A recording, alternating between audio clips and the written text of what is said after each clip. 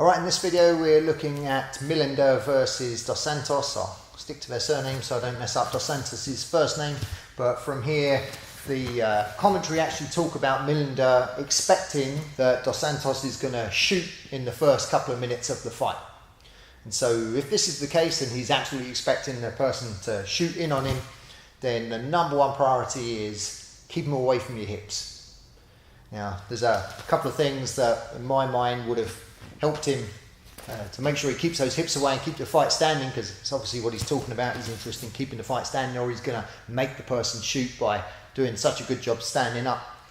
If you're talking about having decent wrestling posture, then the hips are going to be key. So once we start engaging in wrestling, then the hips have got to be in the right place. So they have to be basically pushed back and out in any of these clinch positions, clinch scenarios.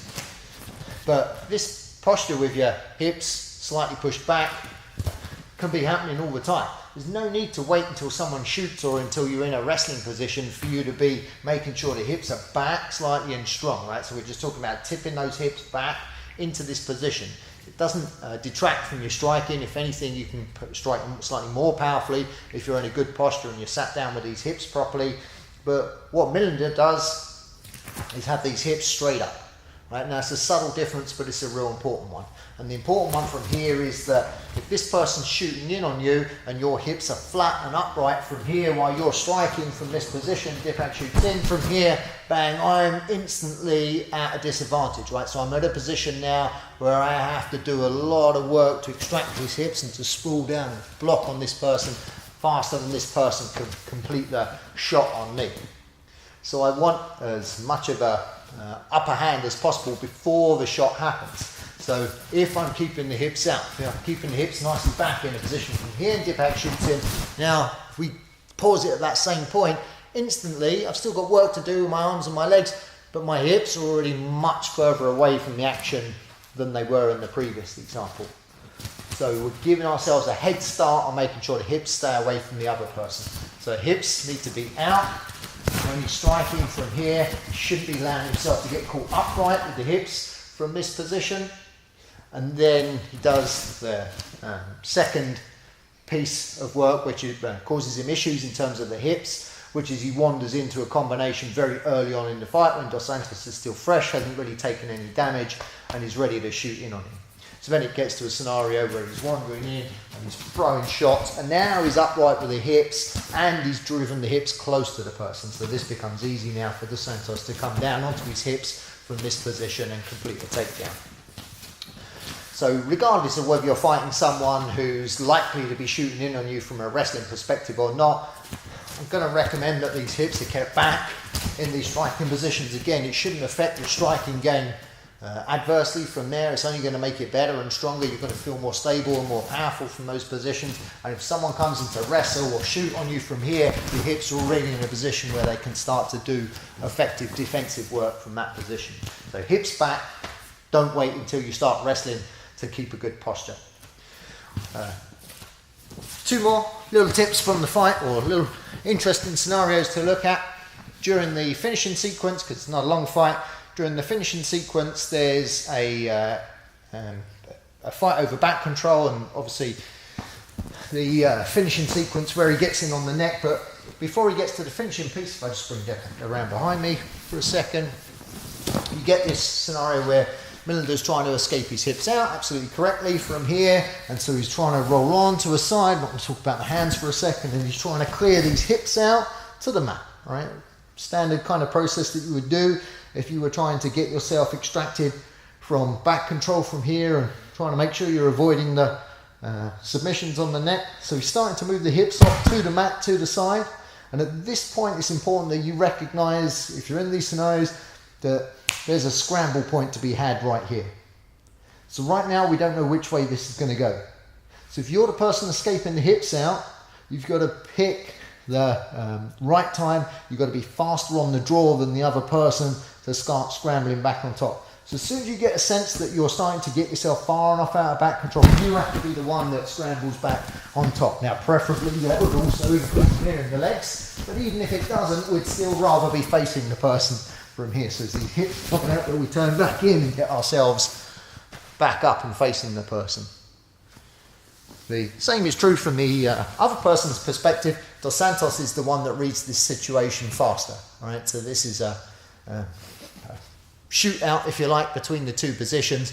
Dos Santos feels the hips coming off to the side from here, and as he does, he's the one who quickly scrambles on top to maintain position.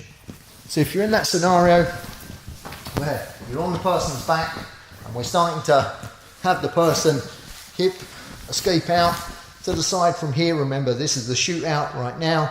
Who's going to turn faster? Dipak's trying to turn faster than me. I'm trying to turn faster than him. Who can get in towards the other person quickest to try and get a little upper hand in that exchange? So the sequence continues and Dos Santos ends up on Millender's back, and then we get the fight ending sequence where he's going for a fairly rudimentary rear naked choke, nothing hugely interesting to talk about on that. He switches palm to palm, he stretches back on it a bit, but it's relatively straightforward. The more interesting point is he starts it face down, right? So he starts it from a back mount where he's threatening to flatten the person out from here, and he's starting to get in on the person's neck. And from this position, a good tip from here is to just roll onto the same side of the choking arm. So in other words, if my right arm's coming in on the choke from this position, I'm just going to roll onto that side and no further from here, and I'm going to try and stop the roll here. If I roll too much further at this point, it gives this person a slight advantage. So you see a lot of people, when they're rolling over from here, they'll roll completely over onto their back. And now Dipak can move the hips over to this side from here. So now he's starting to escape out with his hips. But if we run this back again,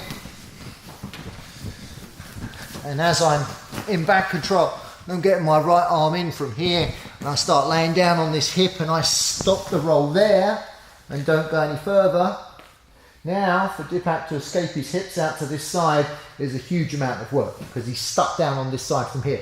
So his left hip would have to get up and over my leg and down onto the mat from here. That's a long way for him to be going. Let's just have a look at this from a slightly different angles. Swing it back around this way a little bit. Just shoot back this way, just a fraction. Cool. So in here, then we're talking about not rolling over a full half turn. So we're in here on the neck, and rather than turning all the way over and getting to here, right? Because if I get to here, now Dipak can pass that leg and can start getting his hips out and shuffling out and turning into me from that position. So I'm face down.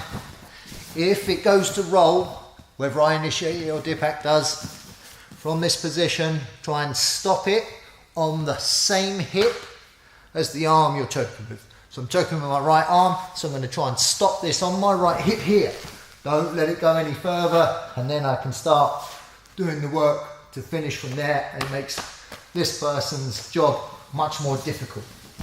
So if you're in a position where you're in back control and you're face down on the person, don't leave it until the thing's already rolling to think about how you're going to control that roll. If your right arm shooting in, get rolled onto that right side, keep the choking arm down on the bottom there, sync it up from there, and make the other person's escape path very difficult.